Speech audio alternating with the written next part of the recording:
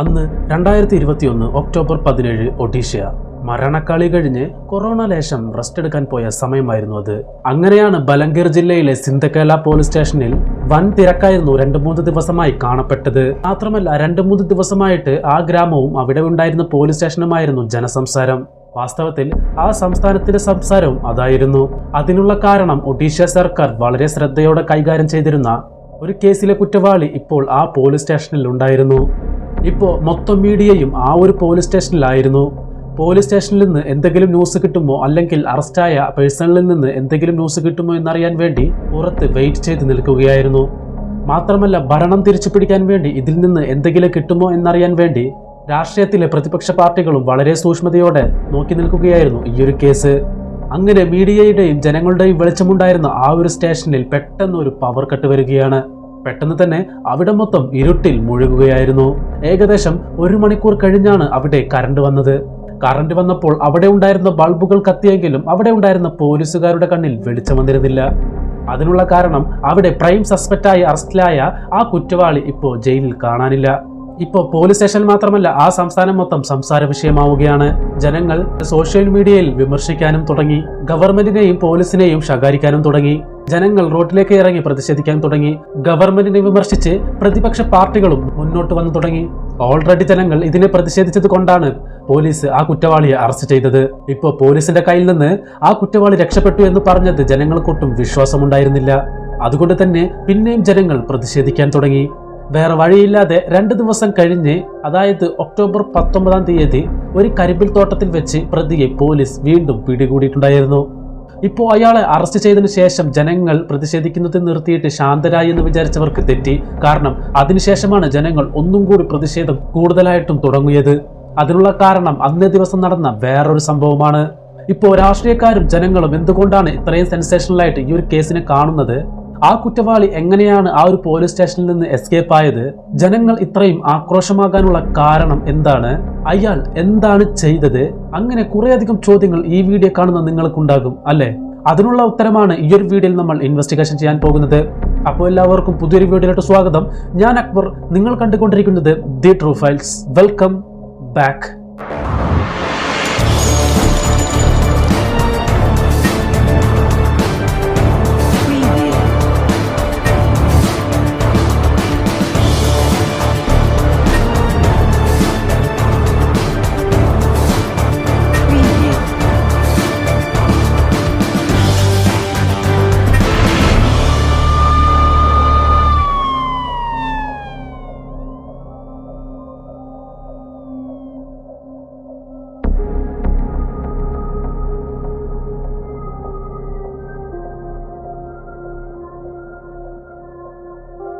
ആയിരത്തി 1997 ഒഡീഷയിലെ ബലംഗീർ ജില്ലയിലെ ജാർണി എന്ന് പറയുന്ന ഒരു ചെറിയൊരു ഗ്രാമത്തിൽ പാവപ്പെട്ടവരും വിദ്യാഭ്യാസമില്ലാത്തവരുമായ ഒരു ദമ്പതിക്ക് ഒരു പെൺകുട്ടി ജനിക്കുകയാണ്.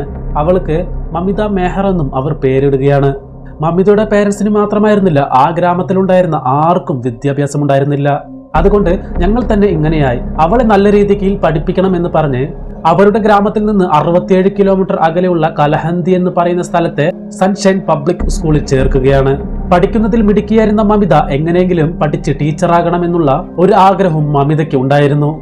അതുകൊണ്ട് തന്നെ ആ സ്കൂളിൽ നല്ല രീതിയിൽ പഠിച്ച് അവിടെ തന്നെ കോളേജും കംപ്ലീറ്റ് ചെയ്ത് പഠിച്ച സ്കൂളിൽ തന്നെ അധ്യാപികയായിട്ട് ജോലി ചെയ്യുകയാണ് മമിത. താൻ ആഗ്രഹിച്ച ടീച്ചർ ഉദ്യോഗം മമിതയ്ക്ക് കിട്ടിയെങ്കിലും തനിക്ക് ഒരു ചെറിയൊരു വിഷമം ഉണ്ടായിരുന്നു. അത് എന്തായിരുന്നു എന്നാൽ തന്റെ വീടും സ്കൂളും തമ്മിലുള്ള അകലമാണ്. അതുകൊണ്ട് തന്നെ സ്കൂളിൽ പഠിക്കുമ്പോൾ എങ്ങനെയാണ് ഹോസ്റ്റലിൽ സ്റ്റേ ചെയ്ത് പഠിച്ചത്, അതേപോലെ ടീച്ചർ ഉദ്യോഗം ചെയ്യുമ്പോഴും ഹോസ്റ്റലിൽ സ്റ്റേ ചെയ്ത് തന്നെയാണ് ജോലിയും തുടർന്നുകൊണ്ടിരിക്കുന്നത് മമിത. വീക്കെൻഡ് സമയങ്ങളിൽ നാട്ടിലേക്ക് പോകാനും മമിത മറന്നിട്ടുണ്ടായിരുന്നില്ല. അങ്ങനെ ഇരിക്കുമ്പോഴാണ് ലോകമൊത്തം കൊറോണ വൈറസ് പിടിപെടുന്നത്. അതിനാൽ സ്കൂളിൽ പോകാൻ സാധിക്കാതെ വീട്ടിൽ ഓൺലൈൻ ക്ലാസ്സുമായി തുടരുകയായിരുന്നു മമിത.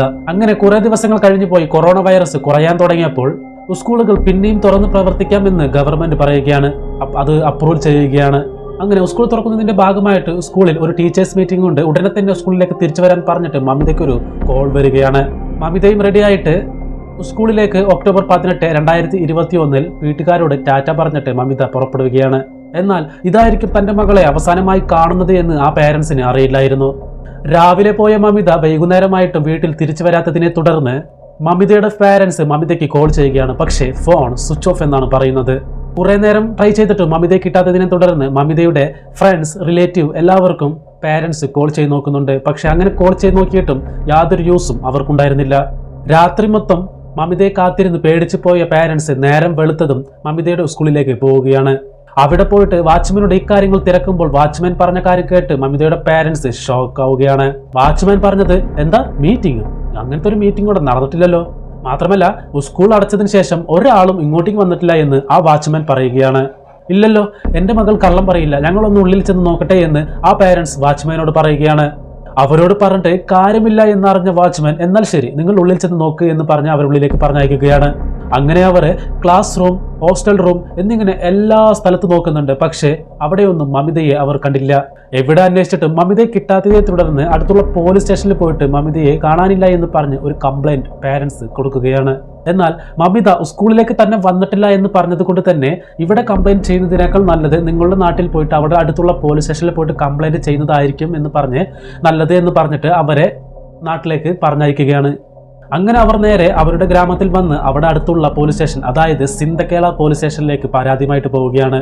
അപ്പോൾ സ്വാഭാവികമായിട്ടും പെൺകുട്ടിയെ കാണാനില്ല എന്ന് പറയുമ്പോൾ എന്തായിരിക്കും പറയുക? അത് തന്നെ പറഞ്ഞ് നാണം കെടുത്തി ആ പോലീസുകാർ ആ പേരൻസിനെ വീട്ടിലേക്ക് പറഞ്ഞയക്കുകയാണ്. അങ്ങനെ ആ പേരൻസ് വളരെ വിഷമിച്ചിരിക്കുന്ന സമയത്ത് ആ ഗ്രാമത്തിലെ മുതിർന്ന ഒരാൾ വന്നിട്ട് അവരോട് പറയുകയാണ്, ഈ വിഷയം നമുക്ക് സോഷ്യൽ മീഡിയ വഴി എല്ലാവരിലേക്കും എത്തിക്കാമെന്ന് പറയുകയാണ്. അങ്ങനെ ഫുൾ ഡീറ്റെയിൽസ് അടക്കം സോഷ്യൽ മീഡിയയിൽ പബ്ലിഷ് ചെയ്യുകയാണ്. കൂടാതെ ഇത് ജനങ്ങളിലേക്ക് എത്തിയതും ഈ ഒരു ന്യൂസ് വളരെ വലിയ രീതിയിൽ വൈറലാവുകയാണ്. പ്രതിപക്ഷ പാർട്ടിക്കാരും ഈ ഒരു കേസിൽ അനുകൂലിച്ച് മുന്നോട്ട് വരികയാണ്. വേറെ വഴിയില്ലാതിരുന്ന പോലീസ് എഫ്ഐആർ ഫയൽ ചെയ്തിട്ട് ഇൻവെസ്റ്റിഗേഷൻ ആരംഭിച്ചു. സ്കൂളിലേക്ക് മമിത എത്തിയിട്ടില്ലെങ്കിൽ വീട്ടിൽ നിന്നും സ്കൂൾ വരെയുള്ള എല്ലാ CCTVയും പോലീസ് പരിശോധിച്ചു. അങ്ങനെ പരിശോധിക്കുമ്പോഴാണ് ചന്തോത്ര എന്ന് പറയുന്ന സ്ഥലത്ത് ബസ് ഇറങ്ങിയിട്ട് ഒരു കറുപ്പ് കളർ കാറിൽ കയറി പോകുന്ന ദൃശ്യങ്ങൾ പോലീസിന് കിട്ടിയത്. മമിത ഇങ്ങനെ കാറിൽ കയറി പോയ ദൃശ്യങ്ങൾ കണ്ട പാരൻസിന് അതൊട്ടും വിശ്വസിക്കാൻ പറ്റിയിരുന്നില്ല. മാത്രമല്ല ആ കാറിൽ തന്നെ കുറേയധികം കടകളിലേക്കും ഷോപ്പിംഗ് മാളിലേക്ക് പോകുന്ന ദൃശ്യങ്ങളും പോലീസിന് കിട്ടി. കൂടാതെ ആ കാറിൽ ആരായിരുന്നു ഉണ്ടായിരുന്നത്, ആ കാറിന്റെ നമ്പർ പ്ലേറ്റ് എന്താണ് എന്ന് ആ ഒരു CCTVയിൽ നിന്ന് വ്യക്തമല്ലായിരുന്നു. ഇത് കണ്ട പോലീസ് മമിതയുടെ പേരൻസിന്റെ അടുത്ത്, ഞങ്ങൾ പറഞ്ഞതല്ലേ നിങ്ങളുടെ മകൾ ആരുടെ കൂടെ പോയിരിക്കുകയാണ്, 2-3 ദിവസം കഴിഞ്ഞാൽ അവൾ തന്നെ തിരിച്ച് വീട്ടിലേക്ക് വരും എന്ന് പോലീസുകാർ മമിതയുടെ പേരൻസിനെ കൺവിൻസ് ചെയ്യാൻ ശ്രമിക്കുകയാണ്. അപ്പോ മമിതയുടെ പേരൻസ് ആ കാറിലുണ്ടായിരുന്നത് ആരാണെന്ന് ഞങ്ങൾക്കറിയാം, അയാളെ വിളിച്ച് ചോദ്യം ചെയ്തു നോക്ക്, അപ്പോ മമിത എവിടെയാണ് എന്ന് അയാൾ പറയുമെന്ന് ഒരാളുടെ പേര് പറയുകയാണ്.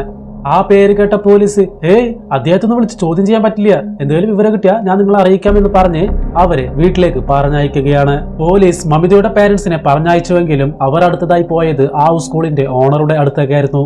അങ്ങനെ കാര്യങ്ങളൊക്കെ പറഞ്ഞപ്പോൾ ഞങ്ങൾ അങ്ങനെ ഒരു മീറ്റിംഗ് അവിടെ വെച്ചിട്ടില്ല, ഞങ്ങൾ ആരെയും വിളിച്ചിട്ടില്ല എന്ന് പറയുകയാണ്. എനിക്ക് കുറെ രാഷ്ട്രീയക്കാരെയും വലിയ വലിയ ഉദ്യോഗസ്ഥരെയും അറിയാം, എങ്ങനെയെങ്കിലും ഞാൻ നിങ്ങളെ ഹെൽപ്പ് ചെയ്യാമെന്ന് പറഞ്ഞിട്ട് അവരവിടെ നിന്ന് പറഞ്ഞയക്കുകയാണ്. ആ ഓണർ ആശ്വാസവാക്കുകൾ പറഞ്ഞെങ്കിലും അവരുടെ മനസ്സിൽ ഇപ്പോഴും സങ്കടമായിരുന്നു. ഈ ഒരു ഹ്യൂമൻ മിസ്സിംഗ് കേസ് വലിയ രീതിയിൽ സോഷ്യൽ മീഡിയയിൽ വൈറലായതിനെ തുടർന്ന് എല്ലാവരും മുന്നോട്ട് വന്നിട്ട് ഒരാളുടെ പേര് പറഞ്ഞിട്ട് ഇയാളെ അറസ്റ്റ് ചെയ്യൂ, ഇയാളെ അറസ്റ്റ് ചെയ്ത് കഴിഞ്ഞാൽ മമിതയ്ക്ക് എന്താണ് സംഭവിച്ചതെന്ന് അറിയാൻ പറ്റുമെന്ന് പറഞ്ഞിട്ട് ഭയങ്കര രീതിയിൽ പ്രതിഷേധിക്കാൻ തുടങ്ങുകയാണ്. അങ്ങനെ വേറെ വഴിയില്ലാതിരുന്ന പോലീസ് ആളുകൾ പറഞ്ഞ ആ വ്യക്തിയെ, അതായത് മമിതയുടെ പേരൻസ് സംശയം പറഞ്ഞ ആ ഒരു വ്യക്തിയെ പോലീസ് അറസ്റ്റ് ചെയ്യുകയാണ്. അത് വേറെ ആരുമല്ലായിരുന്നു, എനിക്ക് കുറെ രാഷ്ട്രീയക്കാരെ അറിയാം, വലിയ വലിയ ഉദ്യോഗസ്ഥരെ അറിയാമെന്ന് പറഞ്ഞ് ആശ്വാസവാക്കുകൾ മമിതയുടെ പേരൻസിന് പറഞ്ഞു കൊടുത്ത ആ ഒരു സ്കൂളിന്റെ ഓണർ തന്നെയായിരുന്നു. പ്രതിപക്ഷ പാർട്ടിക്കാരും ജനങ്ങളും വലിയ രീതിയിൽ പ്രതിഷേധിക്കുന്നത് കൊണ്ട് തന്നെ പോലീസ് അയാളെ അറസ്റ്റ് ചെയ്തിട്ട് ചോദ്യം ചെയ്യുകയാണ്. അയാളുടെ പേര് ഗോവിന്ദ സാവോ എന്നായിരുന്നു. അയാൾക്ക് രാഷ്ട്രീയ പിന്തുണ ഉള്ളത് കൊണ്ട് തന്നെയാണ് പോലീസ് അയാളെ അറസ്റ്റ് ചെയ്യാൻ മടിച്ചതും. അങ്ങനെയാണ് ഞാൻ ഇൻട്രോയിൽ പറഞ്ഞ കാര്യങ്ങൾ നടക്കുന്നത്. ഒക്ടോബർ 17-ാം തീയതി അയാൾ ജയിലിൽ നിന്ന് എസ്കേപ്പ് ആവുന്നത്. അതെങ്ങനെയാണ് ബ്രോ? ഇത്രയും ജനങ്ങൾക്കിടയിൽ നിന്നും മീഡിയയുടെ ഇടയിൽ നിന്നും പോലീസ് സ്റ്റേഷനിൽ നിന്ന് അയാൾ എസ്കേപ്പ് ആയി എന്ന് നിങ്ങൾ ചോദിക്കില്ല എന്ന് ഞാൻ വിചാരിക്കുന്നു. അതിനുള്ള കാരണം അയാളുടെ പിന്നിലുണ്ടായിരുന്ന പൊളിറ്റിക്കൽ ബാക്ക്ഗ്രൗണ്ട് തന്നെയാണ് സുഹൃത്തുക്കളെ. എസ്കേപ്പ് ആയതിനെ തുടർന്ന് ഒക്ടോബർ 19-ാം തീയതി പോലീസ് ഇയാൾ ഒരു കരിമ്പിൻ തോട്ടത്തിൽ നിന്നിട്ട് അറസ്റ്റ് ചെയ്തിട്ടുണ്ടായിരുന്നു. പക്ഷേ പോലീസിന് ചിന്തിക്കാൻ പോലും പറ്റാത്ത വേറൊരു സംഭവം അന്നേ ദിവസം നടക്കുകയാണ്. അന്നത്തെ ദിവസം അഞ്ചലിക്ക മഹാവിദ്യാലയ എന്ന് പറയുന്ന ഒരു കോളേജിൽ കൺസ്ട്രക്ഷൻ വർക്ക് നടന്നുകൊണ്ടിരിക്കുകയായിരുന്നു. അതിന്റെ ഭാഗമായിട്ട് ഒരു സ്ഥലത്ത് കുഴിയെടുക്കാൻ വേണ്ടി അവിടെയുള്ള പണിക്കാര് കുഴിയെടുത്തപ്പോൾ അതിൽ പാതി കത്തിയും പാതി കത്താതെയുമായിട്ടുള്ള ഒരു പെണ്ണിന്റെ ജഡം കിട്ടുകയാണ്. അതെങ്ങനെയാണ് പെണ്ണിന്റെ ജഡം എന്ന് കണ്ടുപിടിച്ചതെന്നാൽ ആ ഒരു സ്ഥലത്ത് കുറച്ച് ജുവൽസും അതേപോലെ തന്നെ മണി പേഴ്സും, ലേഡീസ് യൂസ് ചെയ്യുന്ന മണി പേഴ്സും ഉണ്ടായിരുന്നു. ഇത് കണ്ട് പേടിച്ചു പോയ ആ പണിക്കാര് ഉടനെ തന്നെ പോലീസ് സ്റ്റേഷനിലേക്ക് ഇൻഫർമേഷൻ കൊടുക്കുകയാണ്. ഉടനെ തന്നെ പോലീസും സംഭവ സ്ഥലത്തേക്ക് എത്തുന്നുണ്ട്. എന്നിട്ട് ബോഡി കൺഫേം ചെയ്യാൻ വേണ്ടിയിട്ട് മമിതയുടെ പേരൻസിനെ വിളിക്കുകയാണ്. ഇപ്പോ നിങ്ങൾക്കൊരു ഡൗട്ട് തോന്നും, ആരാണ് എന്നറിയാത്ത ബോഡി ആയതുകൊണ്ട് സ്റ്റേഷനിലുള്ള മൊത്തം മിസ്സിംഗ് കംപ്ലൈന്റുകളുടെ അടിസ്ഥാനത്തിൽ പരാതിപ്പെട്ട എല്ലാവരെയും വിളിച്ച് അന്വേഷിക്കണ്ടേ, മിസ്സിംഗ് കംപ്ലൈന്റ് കൊടുത്ത് പരാതിപ്പെട്ട എല്ലാവരെയും വിളിച്ച് അന്വേഷിക്കണ്ടേ, അല്ലാതെ ഡയറക്റ്റ് മമിതയുടെ പേരൻസിനെ വിളിച്ചത് എന്നൊരു ഡൗട്ട് നിങ്ങൾക്കുണ്ടാകും. അതിനുള്ള കാരണം മമിത ജോലി ചെയ്ത സൺഷൈൻ പബ്ലിക് സ്കൂളും ഈ കൺസ്ട്രക്ഷൻ നടക്കുന്ന കോളേജും തമ്മിൽ വലിയ ദൂരവ്യത്യാസമൊന്നും ഉണ്ടായിരുന്നില്ല. രണ്ട് സ്ഥാപനങ്ങൾക്കിടയിലും ഒരു വലിയൊരു മതിൽ മാത്രമായിരുന്നു ഉണ്ടായിരുന്നത്. മാത്രമല്ല ഈ സ്കൂളിന്റെയും കോളേജിന്റെയും ഓണർ ഗോവിന്ദ സാവു ആണ്. അങ്ങനെ മമിതയുടെ പേരൻസ് അവിടെ വന്നിട്ട് ബോഡി ചെക്ക് ചെയ്ത് നോക്കുന്നുണ്ട്. എന്നിട്ട് പറയുന്നുണ്ട് ഇത് ഞങ്ങളുടെ മകളാണ് എന്ന് ആ പേരൻസ് പോലീസിനോട് പറയുകയാണ്. അങ്ങനെ ഈ കേസുമായി ബന്ധപ്പെട്ട് അറസ്റ്റ് ചെയ്യപ്പെട്ട ഗോവിന്ദ ചാവുവെ പോലീസുകാർ ചോദിക്കുന്ന രീതിയിൽ ചോദിക്കുമ്പോഴാണ് ഞാനാണ് മമിതയെ വിളിച്ചത്, എന്നിട്ട് സ്കൂൾ സംബന്ധമായിട്ടുള്ള കാര്യങ്ങളൊക്കെ സംസാരിച്ചിട്ട് തിരിച്ച് ബസ് സ്റ്റോപ്പിൽ തന്നെ വിട്ടു എന്ന് പറയുകയാണ്. പക്ഷേ ഇത് വിശ്വസിക്കാത്ത പോലീസ് അവരുടെ ഭാഷയിൽ ഒന്നും കൂടിയും നല്ല രീതിക്ക് പേടിപ്പെടുത്തുന്നത് പോലെ ചോദിച്ചപ്പോഴാണ് ഗോവിന്ദ സാവു നടന്ന കാര്യങ്ങളൊക്കെ പറഞ്ഞത്. അങ്ങനെ ഗോവിന്ദ സാവു പറഞ്ഞ കാര്യങ്ങളാണ് ഇനി നിങ്ങൾ കേൾക്കാൻ പോകുന്നത്. റിയൽ എസ്റ്റേറ്റ് ബിസിനസ്സും സ്കൂൾ കോളേജ് ബിസിനസ്സും നടത്തിക്കൊണ്ട് ചുരുക്കം പറഞ്ഞ ആ ഒരു നാട്ടിലെ വലിയൊരു ബിസിനസ്മാൻ ആയിരുന്നു ഗോവിന്ദ ചാവു. അതുകൊണ്ട് തന്നെ രാഷ്ട്രീയക്കാരും വലിയ ഉദ്യോഗസ്ഥരും അയാളുടെ സുഹൃത്തുക്കളായിരുന്നു. പറഞ്ഞു വരികയാണെങ്കിൽ ആ നാട്ടിലെ ഹോം മിനിസ്റ്റർ അടക്കം ഇയാളുടെ സുഹൃത്തായിരുന്നു. ഇത്രയും വലിയൊരു ബിസിനസ്മാൻ, ഇത്രയും പണമുണ്ടെങ്കിലും അയാൾക്കൊരു ദുശീലമുണ്ടായിരുന്നു. പെൺവിഷയത്തിൽ അയാൾ ഒരു പടി മേലെയായിരുന്നു. അങ്ങനെ സ്കൂൾ കോളേജിൽ പഠിക്കുന്ന പിള്ളേരെയും ഹോസ്റ്റലിൽ തങ്ങി നിൽക്കുന്ന പിള്ളേരെയും ഇയാൾ മിസ്യൂസ് ചെയ്യാറുണ്ടായിരുന്നു. ഇതറിഞ്ഞ മമിത ഇയാളെ പോയിട്ട് വാൺ ചെയ്യുകയാണ്. നിങ്ങൾ ചെയ്യുന്നതിന്റെ എല്ലാ തെളിവുകളും എന്റെ കയ്യിലുണ്ട്, ഇനി ഇത് തുടരുകയാണെങ്കിൽ പുറം ലോകം ഇതെല്ലാം അറിയുമെന്ന് പറഞ്ഞ് മമിത അയാളെ വാൺ ചെയ്യുകയാണ്. അങ്ങനെയാണ് ആ ഒരു വിഷയം സംസാരിക്കാനുണ്ട്, ഒന്ന് വരാൻ പറ്റുമോ എന്ന് ചോദിച്ചിട്ട് മമിതയെ ഇയാൾ വിളിക്കുന്നത്. എന്നിട്ട് അയാളുടെ കാറിൽ വെച്ച് മമിതയുടെ കഴുത്ത് നെരിച്ച് അയാൾ കൊല്ലുകയാണ്. എന്നിട്ട് പകൽ മൊത്തം ആ ബോഡി കാറിൽ വെച്ച് ഇരുട്ടിയതിനു ശേഷം പ്രീ പ്ലാൻ ചെയ്ത് മുമ്പ് കുഴിയെടുത്ത, അതായത് ഒക്ടോബർ 6-ാം തീയതി തന്റെ കോളേജിൽ മുമ്പ് ഇതിനുവേണ്ടി തന്നെ ഒരു കുഴിയെടുത്ത ആ ഒരു കുഴിയിലേക്ക് ആ ബോഡി ഇടുകയാണ്. എന്നിട്ട് കുറെ കാർഡ്ബോർഡ് പെട്ടികളും ടയറുകളും ഉപയോഗിച്ച് പെട്രോൾ ഒഴിച്ച് ആ ബോഡിയെ കത്തിക്കുകയാണ്. കത്തിച്ചതിന് ശേഷം ആ കുഴി മൂടുകയാണ്.